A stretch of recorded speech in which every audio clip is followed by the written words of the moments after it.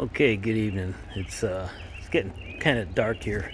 Hopefully, I'll have enough daylight to film this. Changing my front fuel filter today, and I'll probably try and change. I'll change the rear, the second one underneath the vehicle as well later this evening. But I may not have enough light. But for now, I'm doing the front one, and the rear will be in another video. So I have a filter here I got from Mopar. It's a replacement fuel filter, M0291. Ordered it online on Amazon. I can't remember how much I paid. There's another number there. I don't know what that means. But okay, so first thing you got to do is get in the vehicle here. I don't know if you can see or not, but there's the fuel filter right there. I have a socket on it. There's the fuel filter right there. I don't know, right there. I put a socket on it. That socket, I believe it's a 28 millimeter. Hold on, let me just check, verify. Yeah,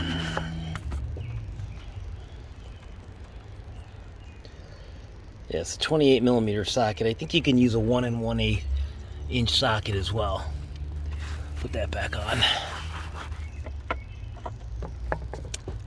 The first thing you need to do is you need to drain out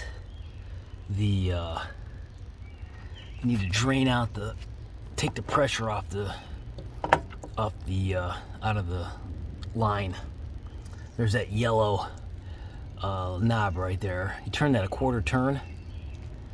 Turn that quarter turn counterclockwise, and some of your diesel fuel will start draining out the bottom of the vehicle.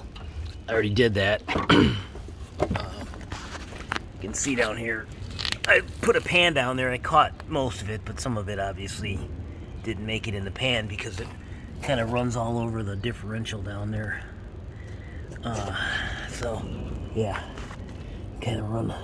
You can see it running right all along my differential, then dripping in the pan. So it's only a little bit of diesel fuel on the ground.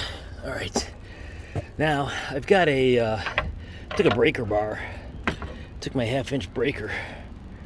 I don't know if you can see that, but I think it's like an 18-inch breaker. I've got an extension on there.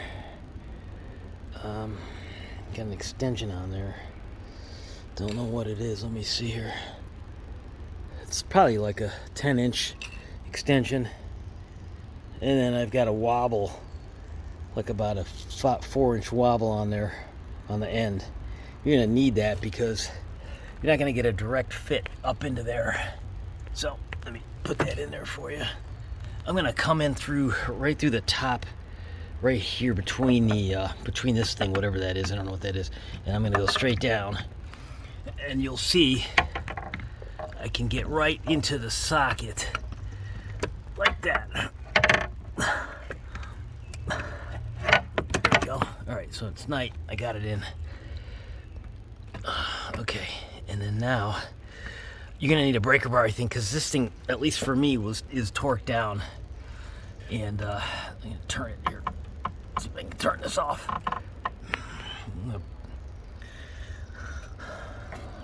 gonna have to put this down for a second. I'm gonna need 2 hands. All right, I got it loose with my breaker bar, and so now you just want to turn that off.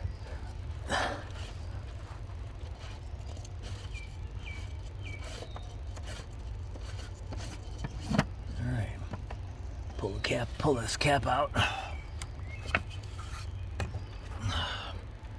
Okay, here's the cap.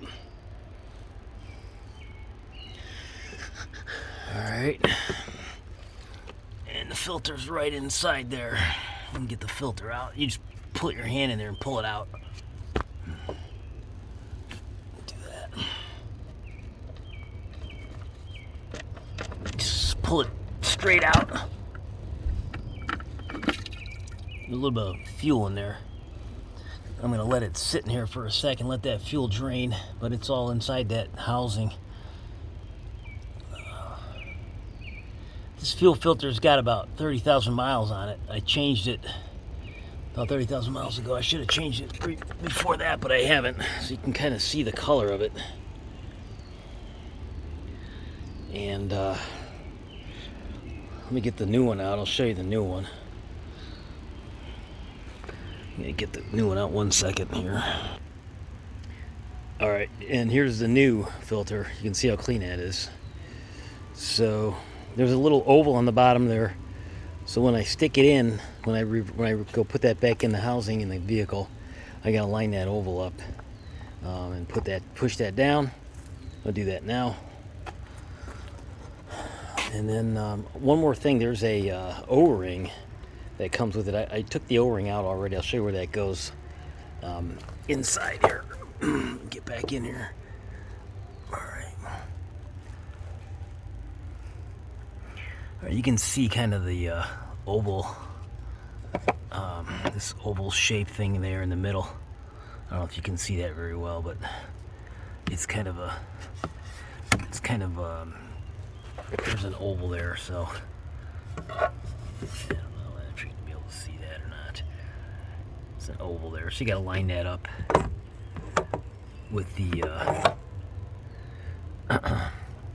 with that oval there in the filter. I'll do that right now. Yeah, shoot, get this flashlight out of the way.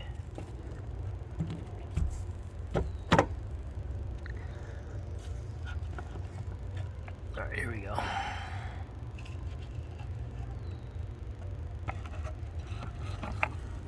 All right, it's going in. I'm just feeling for that oval. There you go. And just push it straight down. And just push right in. Okay, now there's this O-ring. Let's see if I can find my... There's this O-ring that you got to put in. It goes right... I don't know if you can see my screwdriver, but it goes right there on that edge. Right along that edge right there. So I'm going to get the O-ring. I lubed it up already with oil. I'm going to put the O-ring around there. And then put the cap back on and tighten it down. Let me go get the O-ring, hold on. Alrighty, I got the O-ring on. It took a while. My new one seemed a little smaller than the old one. The old one seemed a little bigger. It fit around the edge right there. I don't know if I can show you that. Let me see. I don't know if you can see that O-ring, but it fit. Let me get my hand out of the way. There's my screwdriver. I can show you maybe. The O-ring's right here. I don't know if that's gonna focus. Get my hand back. Yeah, the O-ring's right there.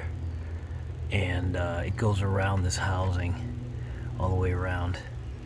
And I had a hard time getting mine on because it was so tight. I had to roll it down here, roll it on. And it's sitting right here. The other one they took off seemed a little bigger and it just came right off. So I'm not sure if the other one was just worn out or what, but alright, now I'm just gonna put the cap back on and I'll tighten it down and start to see how it goes. Alrighty. Alright, I'm gonna torque that down. I don't know what the torque spec is, but I'll just hand tighten it. Should seal because there's an O-ring there. I think the torque spec is like 35 foot-pound, but I had a darn time taking this off. I'm not going to tighten it that much. But I will tighten it to the, at least so, you know, run the car, make sure it doesn't leak. Alrighty, I got it on.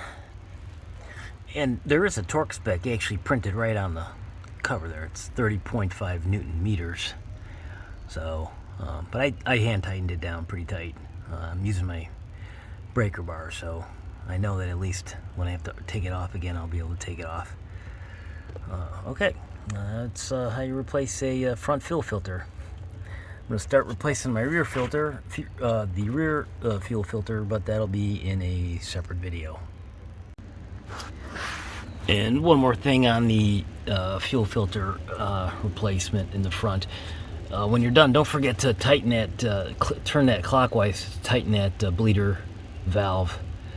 Otherwise you're going to leak fuel all over. So it's a quarter turn tighten valve.